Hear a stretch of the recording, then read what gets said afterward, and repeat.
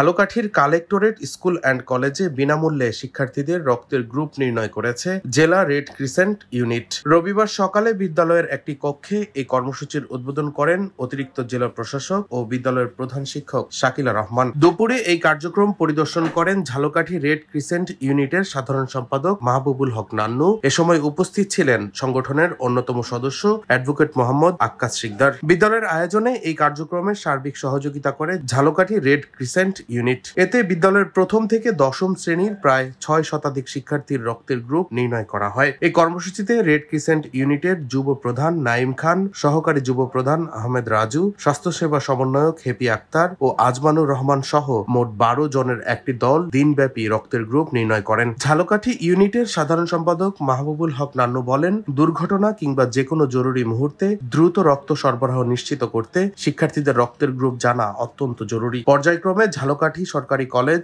সরকারি মহিলা কলেজ সহ জেলার অন্যান্য শিক্ষা প্রতিষ্ঠানেও এই কর্মসূচি চালানো হবে বলে জানান তিনি।